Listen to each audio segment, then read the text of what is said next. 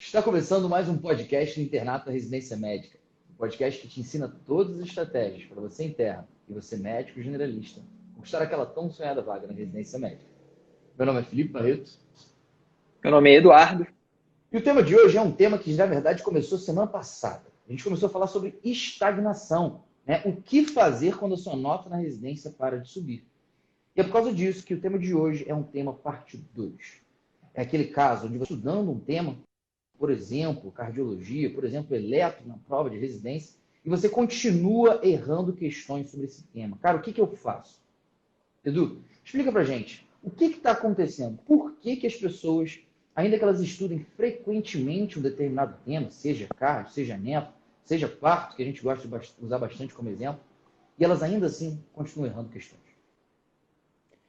Eu acho que, antes de mais nada, Barreto, a gente tem que tomar muito cuidado com esse diagnóstico que a gente faz das nossas dificuldades. Então, até pegando o eletrocardiograma como exemplo, eu até cheguei a falar antes de você entrar na live, mas o eletrocardiograma é um exame realmente difícil de ser avaliado. É claramente um exame difícil. Para mim, a maioria absoluta dos médicos generalistas não sabe avaliar bem eletrocardiograma. É uma deficiência. E é uma deficiência que, inclusive, a gente vai ajudar, a gente quer muito ajudar a resolver com o nosso curso de eletrocardiograma.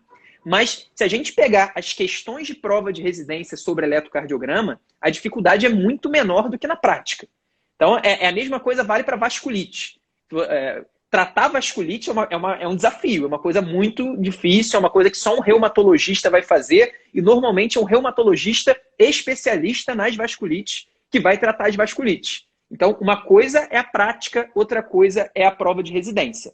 E ainda nessa linha, existe também uma enorme diferença nos níveis de dificuldade da questão. Então, uma coisa é eu estudar eletro visando a prova de residência e eu errar uma questão básica sobre eletro. Eu errar lá uma questão que mostra um padrão de hipercalemia e eu não saber isso. Por exemplo, eu não sei qual é o padrão eletrocardiográfico de uma hipercalemia. Isso é um erro importante, porque é uma das alterações eletrocardiográficas clássicas de serem cobradas numa prova de residência. Outra coisa é determinada prova cobrou uma síndrome de arritmia específica. Então, cobrou lá aquela síndrome. Fala uma aí, uma boa, Barreto, que seja bem difícil mesmo. Hipotermia não é tão difícil, mas não é Pareto, não costuma cair. Então, uma coisa é a pessoa errar a hipercalemia, o padrão eletrocardiográfico da hipercalemia. Outra coisa é a pessoa não saber como é o padrão eletrocardiográfico da hipotermia, ou então da síndrome de Wolff-Parkinson-White. Então, coisas mais específicas. E isso a gente vai ver no nível de dificuldade da questão. Então, é muito importante que a gente faça esse diagnóstico, porque você vai sempre continuar errando questões. É uma coisa que vai ser inevitável. Por mais que você estude e revise muito bem o assunto, sempre vai ter uma chance da banca fazer uma questão muito específica, muito complicada, ou uma questão até polêmica, uma questão que mesmo o especialista em eletrocardiograma pode divergir. Dois especialistas de eletrocardiograma podem divergir de uma questão se for uma questão polêmica, uma questão às vezes até mal formulada. Então a gente tem que separar muito bem isso. Quando uma pessoa me diz que está estudando muito um tema e continua errando questão, eu vou levar a sério, eu vou realmente me preocupar com isso, se a pessoa realmente está errando questões de nível fácil e de nível médio. E até para ilustrar bem isso, Barreto, eu te mandei logo antes da gente começar a live, eu te mandei uma questão que surgiu, se eu não me engano, hoje, no nosso grupo de discussões lá da Clínica Médica. A gente tem um grupo de discussões com os alunos no Telegram da Clínica Médica, que a gente resolve dúvidas, que a gente faz realmente ali um suporte mais direto. E apareceu uma questão que me chamou muita atenção. Lê a questão para ficar mais claro para o pessoal aí, por favor, Barreto. Se eu não me engano, uma questão da SES Goiânia, né? É isso, uma questão de 2018 de dificuldade alta. Vamos lá. Qual dos imunossupressores usados atualmente em transplante renal tem maior potencial para causar dislipidemia? Letra A, tacrolimus. Letra B, ciclosporina. Letra C, everolimus. E letra D, micofenolato. Então, pessoal, olha esse tipo de questão. Uma questão que pega imunossupressores e te pergunta qual deles tem maior chance de causar dislipidemia. É uma questão difícil? É uma questão muito difícil. É uma questão que eu sei o gabarito agora porque eu vi o gabarito. eu não saberia o gabarito dessa questão. E aí, esse tipo de questão, ele não pode ser parâmetro para você avaliar a sua facilidade ou dificuldade em determinado tema. E até para ilustrar, Barreto, quantos por cento das pessoas acertaram essa questão ali na nossa plataforma? Tá meio difícil de olhar aqui, mas está parecendo que é 5%. Eu sei que é menos de 10%. Eu não lembro agora exatamente o número, mas eu tenho certeza que é menos do que 10% das pessoas acertaram essa questão. Se você tivesse pedido para chutarem, elas teriam acertado mais. É isso. Exatamente. Elas teriam acertado mais. O macaco teria acertado mais. Porque o macaco ali... É que as pessoas botaram as alternativas. A mais frequente foi tacrolimus, que geralmente tacrolimus costuma ser um gabarito de alternativas com perguntas, sei lá, efeito colateral importante, tacrolimus, ou ciclosporina. Então, assim, o pessoal olhou e falou, cara, isso aqui já ouvi algumas vezes, deve ser esse o gabarito. E aí todo mundo erra. Você, seu amigo, eu e o Eduardo. E aí é interessante porque no nosso grupo de discussões de clínica, o aluno pediu assim, uma explicação sobre os efeitos adversos dessas medicações. Claro que a gente vai, inclusive, vai fazer essa explicação, a gente vai ter lá um monitor para fazer isso, mas eu diria que a melhor atitude possível que esse aluno, que todos vocês que estão assistindo essa live, podem ter quando vocês errarem esse tipo de questão é ignorá-la solenemente. É você ignorar completamente essa questão. E por que fazer isso? Porque se você se preocupar em decorar os efeitos adversos dessas medicações extremamente específicas e que quase nunca vão ser cobradas em prova de residência, os efeitos adversos dessas medicações, se você fizer isso, você automaticamente vai estar ocupando o seu tempo e o seu processamento mental que poderia ser usado para você decorar outras coisas muito mais importantes. Então, o que é mais importante? O que é mais frequente na prova? Os efeitos adversos desses imunossupressores ou os efeitos adversos dos antihipertensivos? Ou os efeitos adversos dos antirretrovirais usados no HIV, pelo menos dos principais, dos antituberculose, dos remédios da RIP, rifampicina, isoniazida, pirazinamida, etambutol. Então, existem várias medicações cujos efeitos adversos são muito importantes para as provas de residência médica. Então, quando você for avaliar o seu desempenho em determinado tema, avalie sempre o seu desempenho nas questões de nível fácil e de nível médio. Se você avaliar o seu desempenho nas questões de nível difícil, você está avaliando errado. Você está se iludindo e você vai acabar achando que você está mal em determinado tema, e aí você vai gastar mais tempo nele, e esse tempo você vai deixar de usar em temas muito mais importantes. E aí, qual que é a exceção a essa regra? O que eu falaria para esse aluno que mandou essa questão? Olha só, ignore essa questão. A única exceção é se você encontrou esse tipo de pergunta mais do que uma vez na sua prova prioritária. Então, vai que a prova da SES Goiânia já pediu em 2018 os efeitos adversos dos imunossupressores, e em 2016 ela pediu também, ou em 2020 ela pediu também. Nesse caso, provavelmente tem alguém ali na banca da SES Goiânia que gosta desse assunto. Provavelmente é um especialista nesse assunto e essa pessoa tem grande chance, ou pelo menos tem uma chance maior, de cobrar de novo. Então, se você viu uma questão como essa 2 vezes na sua prova prioritária, vale a pena você se aprofundar, mesmo que seja um tópico absurdo como foi esse tópico aí cobrado pela SES Goiânia. Do contrário, ignore a questão, porque vai ser a coisa mais importante que você vai fazer. Isso é bastante relevante, né, cara? Porque isso é como se fosse a reta final. Você, no início da sua preparação, o que você quer fazer é ganhar aqueles pontos que são mais fáceis de você conseguir alcançar.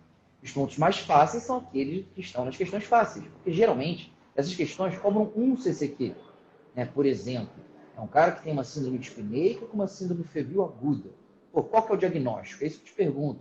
O diagnóstico diferencial é baixo. Sei lá, gripe, resfriado, o cara tem, sei lá, uma pneumonia. No máximo isso. As questões difíceis são aquelas que cobram vários conceitos juntos, ou são uma pegadinha, ou é aquele rodapé de livro.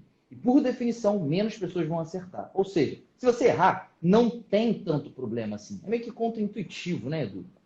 Só que, Sim, você chega lá no final do ano, pode ser que aquelas coisas, aqueles conhecimentos que em tese são difíceis de uma maneira geral, se tornem mais fáceis para aquelas pessoas que estão preparadas para aquela prova. E é por isso, inclusive, a gente tem análise de prova. A gente faz análise, se eu não me engano, a gente no ano passado tinha quase 30 provas, né, as mais concorridas do país, sendo analisadas por alguém da nossa equipe nos últimos anos. E falando, cara, aqui a galera cobra muito efeito colateral do Everolimus, Everolimus, isso aí você precisa saber, você precisa estudar. E aí você pega aqueles últimos 2, 3 meses e estuda especificamente isso para a sua prova. Não tem como você pegar essas especificidades de todas as instituições, porque é contraproducente. Basicamente isso. E é interessante porque se a gente pega um caso de uma pessoa real, por exemplo, a Mirelle, que foi uma aluna do ano passado, passou para a Clínica Médica na Santa Casa em primeiro lugar. O relato dela no vídeo, ela diz o seguinte: eu tirava 41%. E agora eu estou tirando, cheguei em primeiro lugar. Ela passou para a FAMERP também, em Clínica Médica. E aí algumas pessoas acreditam que esse tipo de estudante, né, esse tipo de candidato, ela é a pessoa que sabe tudo sobre tudo. Pô, ela está passando em primeiro lugar, cara. E é incrível porque ela não sabia, em tese, nada, né, muito pouco, tirou 41%, e ela conseguiu evoluir muito.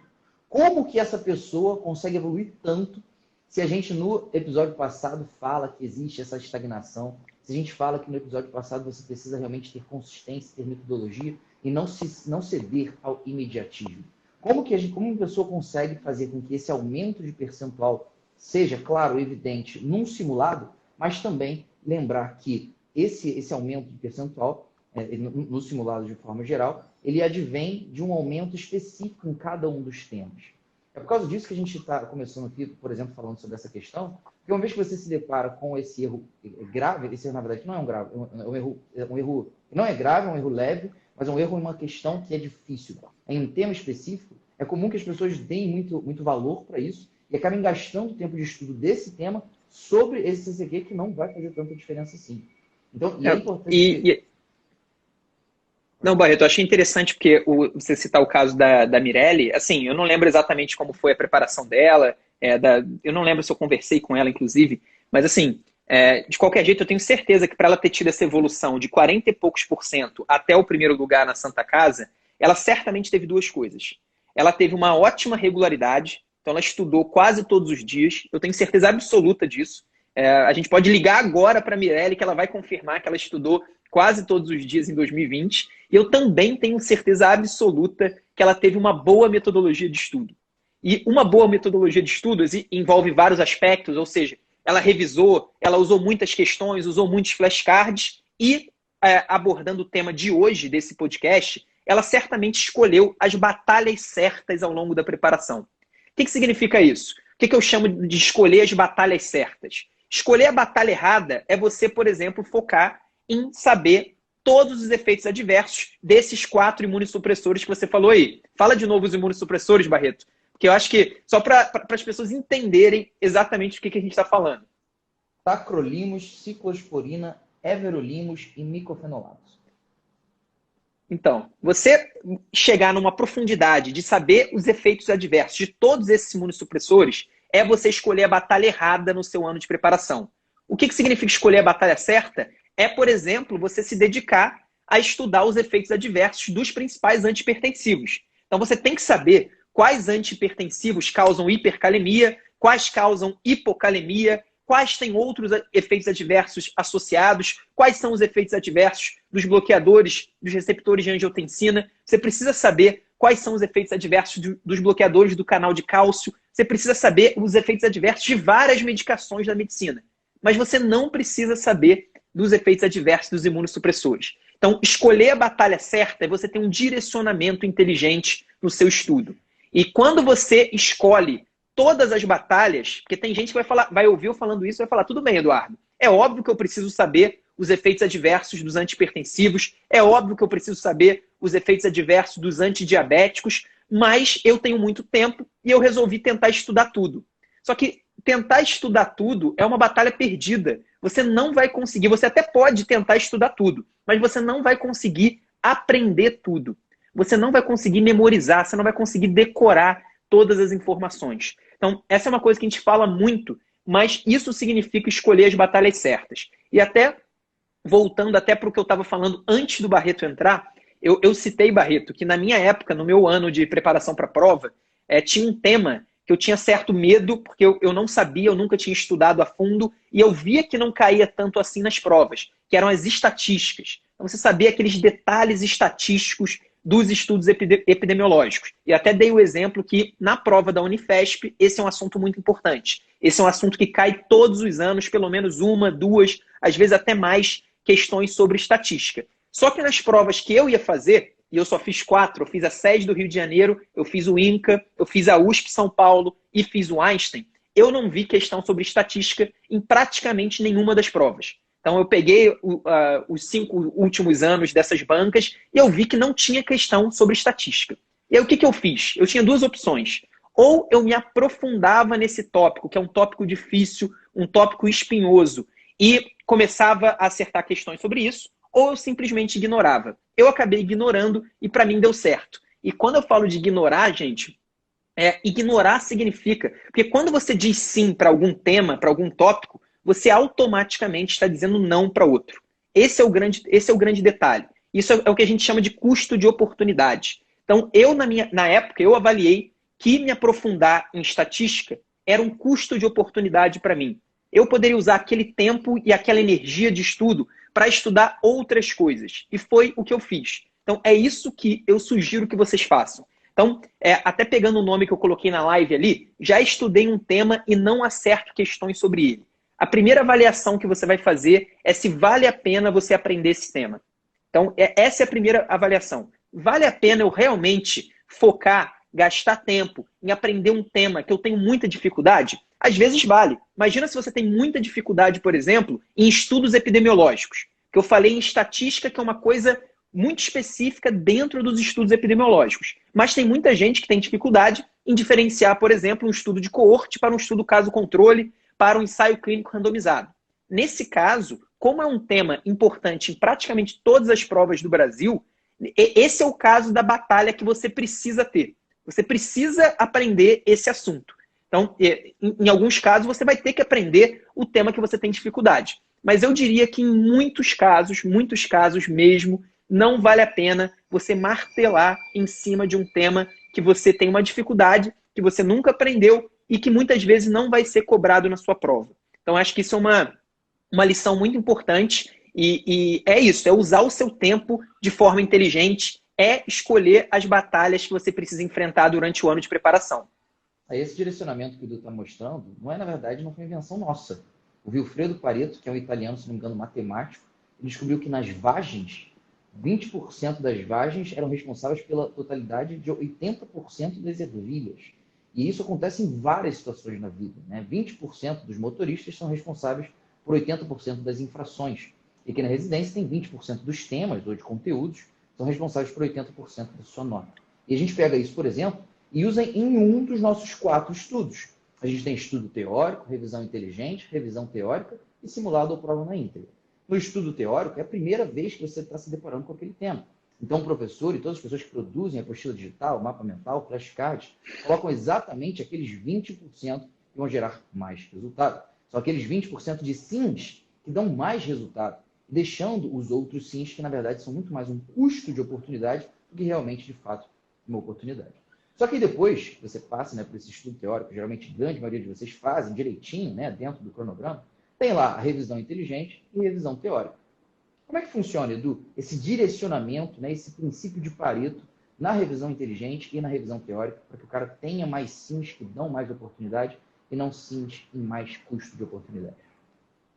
Então, a revisão inteligente é basicamente você fazer questões e flashcards sobre o tema que você já estudou. Então, eu diria que é durante a revisão inteligente que você faz o diagnóstico do início da live, que é, eu já estudei e não estou acertando questões. Então, durante a revisão inteligente, você vai fazer esse diagnóstico. E o que é a revisão teórica? Que eu recomendo que todos façam, mesmo quem não é da JJ. Eu vou explicar como funciona na JJ e vou explicar como eu faria se eu não estivesse na JJ. Mas o que é a revisão teórica? A gente olha exatamente qual que é o desempenho de cada aluno em cada tema.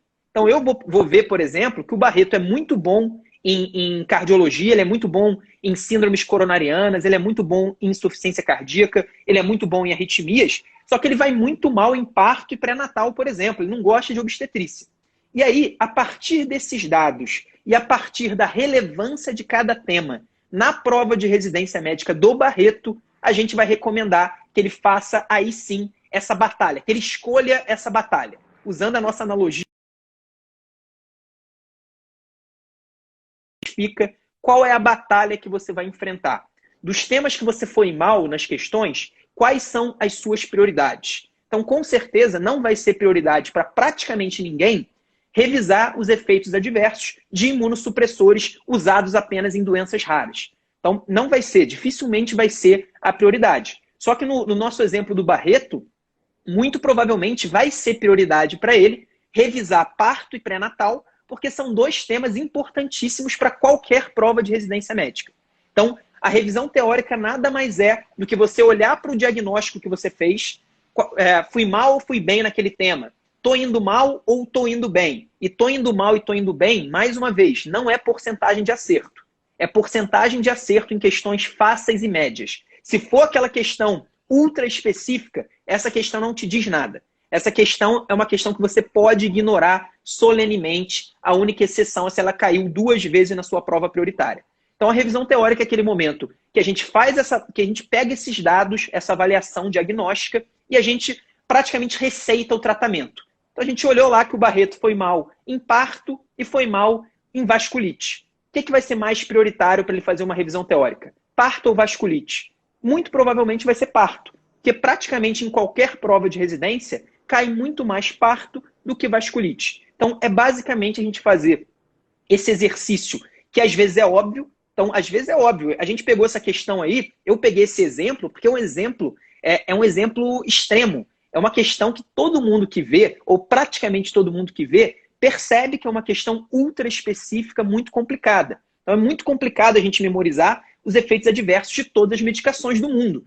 A gente vai ter que escolher. Então, se eu fosse escolher, eu preciso revisar efeitos adversos de medicações. Eu escolheria revisar da hipertensão, do diabetes, da asma, do HIV, da tuberculose, algumas outras doenças aí. Então, eu pegaria aquilo que é mais cobrado. E a revisão teórica nada mais é do que isso. É a gente dizendo para o nosso aluno, no caso do aluno JJ, a gente diz para ele, Barreto, essas são as batalhas que você tem que lutar.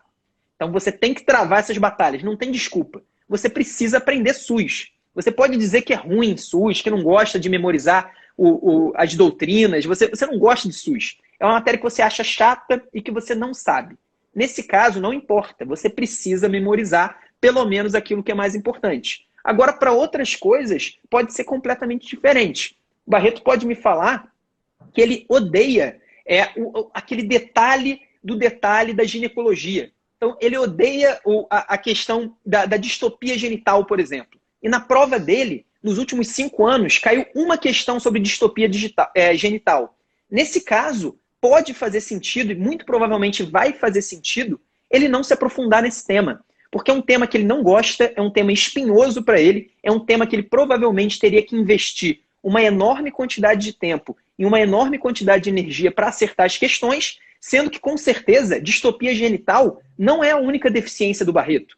Às vezes ele tem deficiência também em pré-natal. Aí, Barreto, qual batalha você vai travar? Você vai escolher aprender pré-natal. Então, é basicamente você entender que o seu tempo é escasso, que você não vai aprender tudo e conseguir identificar quais são os focos, quais são as prioridades durante a sua preparação. Aí eu partilho dessa sensação, dessa emoção ruim, quando a gente tem que reestudar uma parada que a gente não manda bem. Até porque, se está aparecendo, por exemplo, né, na sua revisão teórica, que é essa parte de estudo que chega na agenda de revisão, na agenda diária do aluno JJ, mostrando, olha, você já estudou isso, mas vale a pena que você estude de novo, que é importante para você e você não está acertando tanto assim. Eu também me sinto assim, sabe quando, Edu? Quando eu chego na academia e eu tenho que malhar perna. Quando eu chego lá e sei que é meu dia de malhar perna, eu faço de tudo para falar, não, hoje não vai ser um bom dia para malhar perna, acho que eu vou malhar peito. Não, eu acho que dá tempo de eu fazer só abdômen hoje, depois eu malho um dia de perna. O problema é que quando você tem essa liberdade, como eu tenho, de escolher, é que você fica com a perna fina. E você opta por escolher, por estudar as coisas que você gosta de fazer. E é por isso, inclusive, que a gente tem inteligência artificial esse ano, né, mostrando exatamente o que você precisa fazer hoje. Não é que você não tem a opção, você até tem, fala, cara, não, eu vou adicionar aqui uma atividade extra de peito. Só que a gente está lá, ó, a sua agenda diária é essa. Se você sair dela, é tua conta e risco. Que a inteligência artificial escolheu, baseado em você, baseado no que você precisa fazer agora. E aí, Edu, o que é a minha dúvida que surge, né, que pode surgir inclusive para os alunos, é o seguinte: Tudo bem, está escrito lá que o cara tem que fazer 50 questões, aparece exatamente quais são as 50 questões, aparece exatamente quais são os 50 flashcards, aparece exatamente qual que é o tema que ele precisa revisar. Só que como que funciona essa revisão teórica para que ela seja de fato efetiva, né? Em outras palavras, para que ela de fato ajude esse aluno, uma segunda vez que ele vai fazer essas questões, ele passe a acertar. Né? Porque tem, o que aparece na revisão teórica? Para que aparece? Acho que deu uma travada, né? O que aparece na revisão teórica para os alunos, só para ficar claro para vocês? Aparece uma sequência de questões, foram questões ou que ele errou, ou questões importantes para ele. Aparece uma sequência de estudos de materiais teóricos, né? Flashcards, a videoaula, a apostila digital e o mapa mental. Qual que é o próximo passo, Edu? Como que o cara, quando chega isso na plataforma, ele precisa usar para realmente tirar proveito? Então, Barreto, para responder essa pergunta, eu vou até pegar o gancho de uma mensagem que apareceu no chat aí, que já passou, não vou saber agora quem mandou, mas uma pessoa perguntou assim, eletrocardiograma não dá para ignorar, né? Porque eu sou muito ruim em eletro e, cai toda hora eletrocardiograma. Então, se a gente pegar eletrocardiograma como um tema inteiro, eu acho que eletrocardiograma é um tema importante na maioria das provas do Brasil. Claro que vai ter prova que cai um monte de eletro todo ano, e vai ter prova que cai de vez em quando. Mas, de uma maneira geral, é um tema, é um assunto importante, é um tópico importante. E como você vai fazer a revisão teórica? E aí que está a grande sacada do negócio. Eletrocardiograma é importante, só que nem tudo dentro de eletrocardiograma é importante. Então, você saber a síndrome de Wolff-Parkinson-White, ou você saber, como o Barreto falou, o padrão eletrocardiográfico da hipotermia, talvez não seja a sua prioridade. Só se isso foi cobrado algumas vezes na sua prova prioritária. Agora, você saber qual é o padrão da hipo e da hipercalemia de eletrocardiograma, você saber identificar supra-GST e correlacionar com a parede do infarto, então você saber, por exemplo, qual que é o padrão eletrocardiográfico do infarto de parede inferior, que é o supra em D2, em D3, em AVF. Isso é muito importante, isso é cobrado com muita frequência na prova de residência médica. E aí a grande sacada da revisão teórica, na nossa visão, se você for aluno JJ, eu sempre faria os flashcards. Os flashcards, eles são um material-chave para você fazer uma boa revisão teórica. E por quê? Porque os nossos flashcards, eles são baseados nas questões mais cobradas daquele assunto. Então, se a gente tivesse um tema eletrocardiograma na JJ, com certeza os 50 flashcards ou os 40 flashcards que a gente fizesse sobre eletrocardiograma seriam os padrões mais importantes. Então, teria lá a hipercalemia, teria lá a hipocalemia, teria o supra de ST, teria a fibrilação atrial, teria os padrões de parada cardiorrespiratória, teriam todos os padrões cobrados com mais frequência. E aí, dessa maneira, você não cai na tentação de focar justamente naquilo que é menos importante. E por que eu digo que é uma tentação? Quando a gente vê uma questão como aquela que o Barreto leu, dos imunossupressores, a gente fica muito tentado, a gente fica muito incomodado com aquela questão. E por quê? Porque a gente percebe que a gente nem conhece as medicações. A gente olha para as opções de resposta e fala, cara, eu nunca ouvi falar nesses medicamentos. Eu sou muito burro. Essa é a impressão que dá. Isso é natural, isso é intuitivo. Você acha que você é burro, que você não estudou o suficiente, porque apareceu lá uma questão que você não só não sabe qual é o gabarito, mas você nem sabe do que se trata. Você não faz a mínima ideia do que são os medicamentos. E aí parece intuitivo que você precisa saber. Você precisa saber, porque senão você não vai passar na prova de residência, ou porque senão você vai ser um médico ruim. Só que nada pode ser mais enganoso do que isso. Porque se você fizer isso, voltando lá para o eletrocardiograma, o seu foco vai ser justamente naqueles padrões que vão ser menos cobrados. Naqueles padrões que vão ser raríssimos aparecerem na sua prova e que, se aparecerem, certamente pouca gente vai acertar. Pouca gente vai acertar. Pode até não ser 5%, 8%, como foi o caso dessa questão que a gente trouxe como exemplo, mas provavelmente vai ficar na casa dos 20%, nos 15%. Então vai ser aquela galera que chutou que vai acertar a questão. Então, o flashcard ele é importante para manter você dentro dos tópicos mais importantes daquele tema que você está fazendo a revisão teórica. E aí, tudo bem, feitos os flashcards, você fez lá 50 flashcards sobre eletrocardiograma. A outra função do flashcard, além de você olhar para os tópicos mais importantes, é você fazer um diagnóstico mais específico das suas deficiências. Porque talvez a pessoa que mandou no chat dizendo que não sabe nada de eletro, talvez não é que ela não saiba nada. Ela sabe reconhecer um supra de ST, ela sabe o padrão do infarto de parede inferior no eletrocardiograma, só que ela não sabe, por exemplo, da hipocalcemia ou da hipercalcemia. Então, ela vai ter o diagnóstico específico de quais são as dificuldades que ela tem dentro de eletrocardiograma. Porque é muito genérico a gente falar, eu não sei eletrocardiograma. Não, você precisa ter um diagnóstico muito específico. Eu não sei tal padrão de eletrocardiograma. Você falar que você, por exemplo, eu não sei nada de tuberculose, é uma coisa que não vai te ajudar a você estudar. Porque se você não sabe nada de tuberculose, você vai acabar tendo que estudar tudo de novo. E provavelmente você sabe um monte de coisa de tuberculose. Então, o flashcard vai deixar isso muito claro. É mais ou menos o Barreto falando assim, pô, Eduardo, eu tenho insuficiência, eu tenho uma cardiopatia. Qual o tratamento que você me indica? Qual que é o tratamento de cardiopatia? Não dá para eu falar qual que é o tratamento de cardiopatia. Cardiopatia pode ser uma insuficiência cardíaca, pode ser uma angina, pode ser um infarto, pode ser um monte de coisa, pode ser uma arritmia. Então a gente precisa ter o diagnóstico específico e quanto mais específico, melhor. Porque dentro de insuficiência cardíaca, existe a insuficiência cardíaca sistólica, que tem determinado tratamento, e tem a diastólica, que tem outro tratamento. Dentro da insuficiência cardíaca, tem também as graduações de gravidade. Então você precisa saber qual é a gravidade para você dar o tratamento correto. E é a mesma coisa quando você faz o diagnóstico de uma deficiência em algum tema visando a prova de residência. Você precisa ter o diagnóstico específico. Então, você fez lá os flashcards sobre eletrocardiograma na revisão teórica e você descobriu que a sua maior deficiência são os padrões de eletrocardiograma relacionados aos distúrbios eletrolíticos. Então, você não sabe hipohipercalemia, hipohipercalcemia, por exemplo. O que você vai fazer? Você vai pegar outro material teórico. No caso da JJ, eu recomendo que seja a nossa apostila digital e vai direto naquele tópico. Então, se fosse uma apostila digital de eletrocardiograma, você iria lá, padrões de eletrocardiograma de hipohipercalcemia, hipohipercalemia. Então, é assim que você faz a revisão teórica. Você faz os flashcards para diagnosticar a sua deficiência da maneira mais específica possível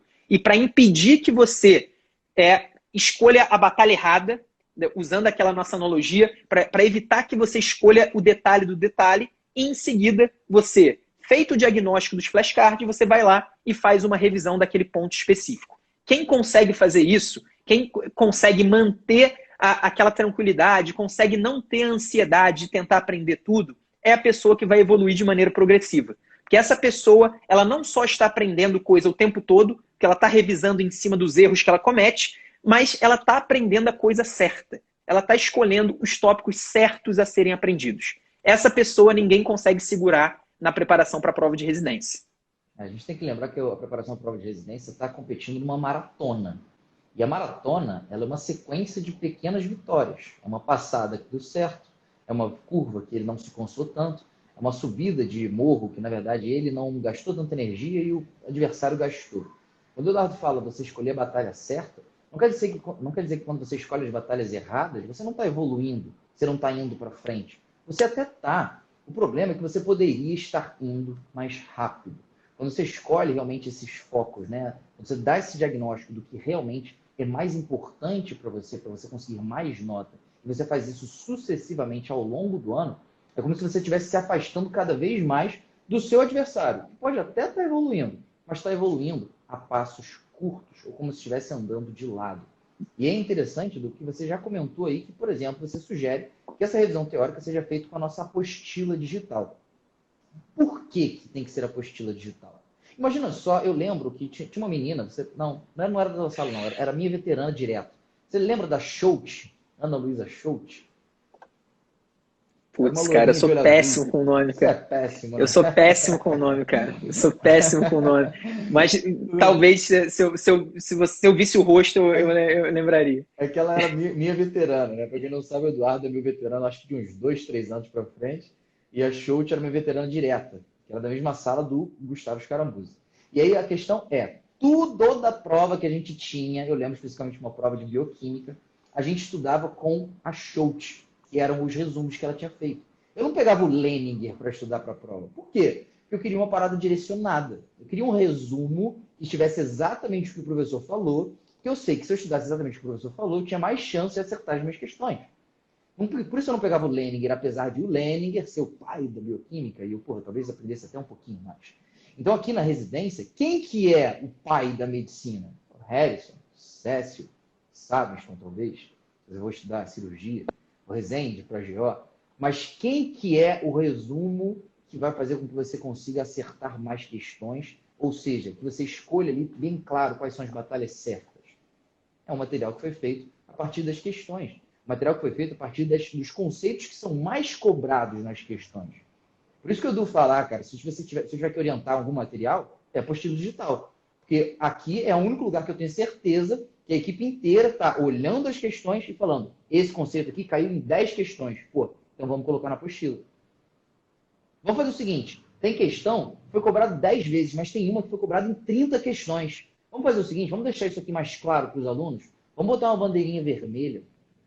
Vamos botar uma bandeirinha amarela. Vamos fazer um flashcard desse aqui especificamente. Professor, na aula, faz o seguinte, lembra de pontuar exatamente isso, dá um exemplo de uma questão. Por isso que é importante que o material que você use para revisar ele também seja direcionado. Porque vai ficar mais fácil de você, junto do seu autodiagnóstico, ao errar questões, ao errar flashcards, tenha alguém aqui basicamente te dando uma mentoria. Que nada mais é do que isso, né? O que é mentoria, Du? Tem mentoria na medicina também. O cara faz o quê? Pega uma pessoa que, em tese, sabe mais do que ele, para olhar o que ele está fazendo e falar, isso aqui você está fazendo errado. Ajeita isso aqui, ajeita aquilo. Ao invés de somente você se dar esse autodiagnóstico, você tem alguém te falando, presta atenção nesse ponto, que é onde você vai evoluir mais rápido. E é exatamente isso que a gente faz aqui. E o Barreto, você falando, você usou o exemplo aí da Ana Luísa, né, que você estudava os resumos de bioquímica. Eu também estudava por resumo bioquímica. Não era com os resumos da Ana Luísa, era com os resumos da Rebeca, que era da minha turma. Você conhece a Rebeca? Era famosa também. Só que ela era mais velha, né? Então a gente usava das frutas. Então, ela era da minha turma. Ela foi comigo que ela começou a fazer os resumos. Eu usava os resumos dela. Mas por que é muito melhor o resumo da sua faculdade do que necessariamente o resumo da prova de residência? Você sabe essa, Barreto? Por que você acha que é muito mais efetivo eu estudar com resumo na prova da faculdade do que... resumos não, vamos dizer assim, com anotações da aula, da prova da faculdade, do que na prova de residência. Tenta ver se você... Eu imagino que, assim, o que é mais efetivo? Você estudar alguma coisa que realmente, de fato, vai cair. Quando você estuda com o resumo da faculdade, né, você está estudando com o resumo feito pelas mãos de quem vai fazer as questões da prova. E na residência, nem sempre. Tirou 10, cara. É exatamente isso. Isso aí, mas isso é muito. Esse é um conceito tão importante que isso aí a gente deveria, inclusive, fazer um episódio só sobre isso. Porque as pessoas estão acostumadas a estudarem com anotação de aula na faculdade. E na faculdade é excelente você estudar assim, pelo menos para a prova, né? Talvez não para a prática, mas pelo menos para a prova é extremamente efetivo você estudar através das anotações da aula, porque quem dá a aula é a mesma pessoa que formula as questões da prova. Isso faz toda a diferença.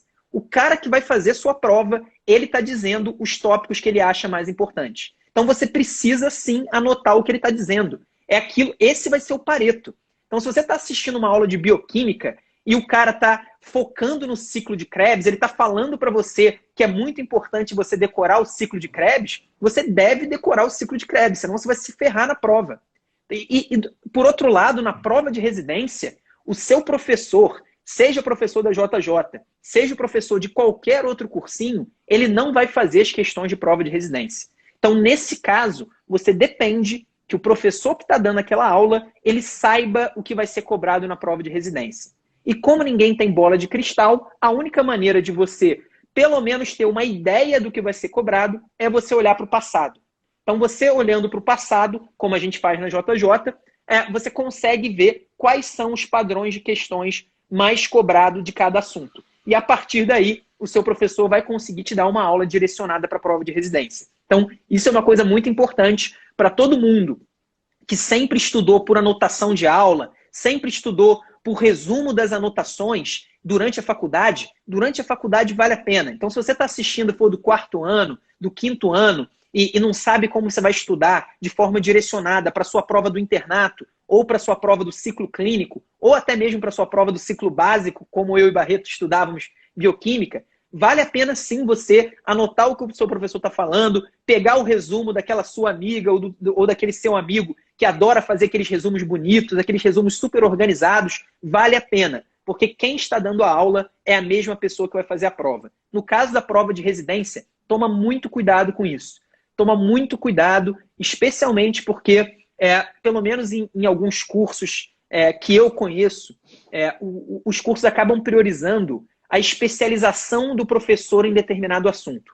Então, quem que vai dar aula de arritmia é aquele cardiologista especialista em arritmia. Normalmente, essa pessoa ela tende a se aprofundar em tópicos que não são tão importantes na aula. Então, esse é um problema que a gente vê acontecendo em vários cursos, que eles optam e terceirizam para o professor a missão de dizer o que é mais importante. No caso da JJ, os nossos professores eles têm muita liberdade para dar aula da maneira deles, para imprimirem a personalidade que eles têm durante as aulas. Mas o conteúdo que vai ser coberto em cada aula, ele é feito por uma curadoria. E a curadoria é baseada nas questões. Então isso é muito importante. Se você está estudando uma aula, se você está assistindo uma aula, estudando um texto, estudando uma apostila, da cabeça de uma pessoa que não sabe o que cai na prova de residência, a chance de você estudar exatamente ali os efeitos adversos dos imunossupressores é uma chance muito grande. Então a gente tem que tomar muito cuidado, é uma diferença enorme, existe um abismo entre estudar para a prova da faculdade e estudar para a prova de residência. Exatamente. É interessante, Edu, porque essa parte da revisão teórica eu vejo muitos alunos deixando de lado, quando na realidade esse é exatamente o momento onde você tem a grande oportunidade de pegar aquilo que você não sabe e que de fato é uma batalha correta para que você consiga evoluir. Fica claro para as pessoas quando elas não estão evoluindo nos simulados, mas às vezes não fica tão claro para elas quando elas não estão conseguindo evoluir de forma efetiva as questões fáceis e médias, fáceis principalmente, em cada um desses temas. Portanto, deixe bem claro que a sua agenda precisa ser organizada com aquilo que é mais efetivo. Você precisa ter revisão inteligente para te estimular, para reconhecer os seus erros e assim ir para a revisão teórica e passar desses erros, né? E colocar aí um cimento, tentar tapar esses buracos que você teve na sua formação. Edu, quer finalizar o episódio aí com algumas palavras? Vou finalizar exatamente tentando responder de maneira resumida o título, né? Já estudei em tema e não consigo acertar as questões. O que eu faço? A primeira coisa, você vai fazer revisão teórica. Você vai estudar de novo aquele tema, usando de preferência os flashcards para você saber exatamente quais são os pontos que você não sabe. Provavelmente você sabe sim parte desse assunto, só que você não sabe outra parte. Então, se essa outra parte que você não sabe for realmente importante, vale a pena você estudar. E qual que é o grande segredo para você ter tempo de fazer isso? Porque muita gente vai falar, não, tudo muito bonito, né? Vou fazer o estudo teórico, depois eu vou fazer um monte de questões e flashcards, e depois ainda vou ter tempo de fazer revisão teórica. Isso na minha vida, que trabalho 40 horas, ou da minha vida que estou no internato 30 horas por semana, é praticamente impossível. Qual que é o segredo para você ter tempo? O segredo é você direcionar. Se você tentar fazer isso com todos os temas que você tem dificuldade, com todos os tópicos que você tem dificuldade, você só vai conseguir ganhar um enorme estresse e uma enorme ansiedade. Você não vai aprender aquilo que vai valer mais a pena, aquilo que vai realmente gerar desempenho, aumentar a sua nota, você vai estar perdendo tempo ou pelo menos gastando tempo de uma maneira subótima, de uma maneira que poderia ser muito melhor. Então acho que esse que é o grande recado dessa live. É isso, pessoal. Lembrando que a gente tem podcast do Internato Residência Médica em várias das nossas redes sociais, Spotify, YouTube, Facebook e, é claro, aqui no Instagram. Também lançamos recentemente uma nova linha editorial chamada Qual é o Pareto, onde a gente mostra para vocês questões específicas, né, uma resolução comentada em vídeo de questões de alguma região. Eu, por exemplo, publiquei distúrbio ácido básico em São Paulo, o professor Ian publicou um agora de choque em São Paulo também, e nós vamos ter em outros lugares, não somente nesse estado de São Paulo. Show? Esse foi o podcast do Internato da Residência Médica, podcast que te ensina todas as estratégias para você interno, você médico generalista, conquistar aquela tão sonhada vaga na residência médica. Meu nome é Felipe Barreto. Meu nome é Eduardo. Um abraço, pessoal. Até a próxima, pessoal.